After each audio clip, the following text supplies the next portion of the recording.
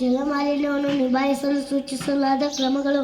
ಜಲಮಾಲಿನ್ಯವನ್ನು ನಿಲ್ಲಿಸಲು ಅಥವಾ ಜಲಮಾಲಿನ್ಯವನ್ನು ನಿಭಾಯಿಸಲು ಕ್ರಮಗಳನ್ನು ಈ ಕೆಳಗಿನ ಅಂಶಗಳಲ್ಲಿ ಉಲ್ಲೇಖಿಸಲಾಗಿದೆ. ಪರಿಸರ ನಿಯಮಗಳನ್ನು ಬಲಪಡಿಸುವುದು. 1974ರ ನೀರು ಜಲಮಾಲಿನ್ಯ ತಡೆಗಟ್ಟುವಿಕೆ ಮತ್ತು ನಿಯಂತ್ರಣ ಕಾಯ್ದೆ ಮತ್ತು 1986ರ ಪರಿಸರ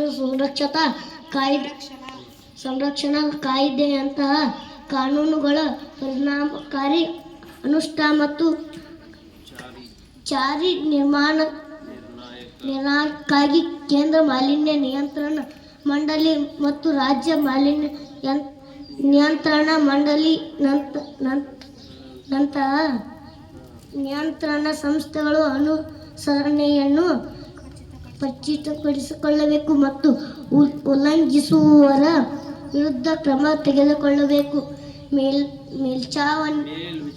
ಮೇಲ್ವಿಚಾರಣೆ ಮತ್ತು ಅನುಸರಣೆ. ನೀರಿನ ಗುಣಮಟ್ಟ ನಿಯಮಿತ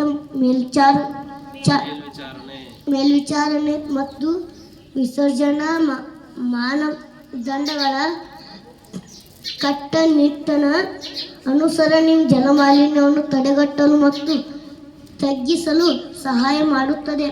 ಸುಧಾರಿತ ತಂತ್ರಜ್ಞಾನಗಳು ಮತ್ತು ದತ್ತಾಂಶ ವಿಶ್ಲೇಷಣೆಯನ್ನು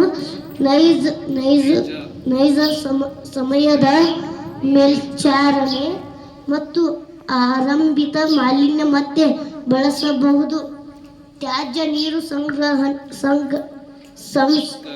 ಸಂಸ್ಕರಣೆ. ಜಲಮೂಲಗಳಿಗೆ ಮಾಲಿನ್ಯಕಾರಕಗಳು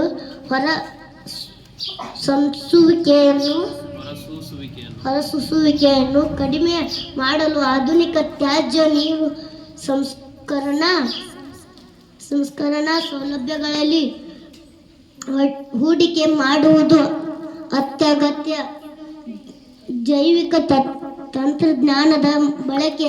ಜೈವಿಕ ತಂತ್ರಜ್ಞಾನದ ಸಹಾಯದಿಂದ ನೀರಿನಲ್ಲಿರುವ ಹಾನಿಕಾರಕ ಮಾಲಿನ್ಯಕಾರಕಗಳನ್ನು ತಟಸ್ಥಗೊಳಿಸಲು ನಾವು ಸೂಕ್ಷ್ಮ ಜೀವಿಗಳನ್ನು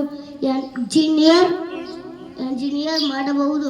ಉದಾಹರಣೆ ಎಣ್ಣೆ ಜಾಪರ್ ಮತ್ತು ಎಣ್ಣೆ ಭಕ್ಷಕರ ಇತ್ಯಾದಿ. ಸುರಕ್ಷಿತ ಕೃಷಿ ಪದ್ಧತಿ. ಸಾವಯವ ಕೃಷಿ ಮತ್ತು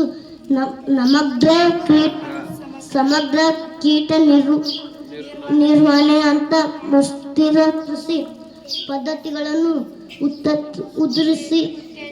ಉತ್ತೇಜಿಸುವುದರಿಂದ ಹಾನಿಕಾರಕ ರಾಸಾಯನಿಕಗಳ ಬಳಕೆಯನ್ನು ಕಡಿಮೆ ಮಾಡಬಹುದು ಮತ್ತು ಕೃಷಿ ತ್ಯಾಜ್ಯಗಳನ್ನು ಕಡಿಮೆ ಮಾಡಬಹುದು.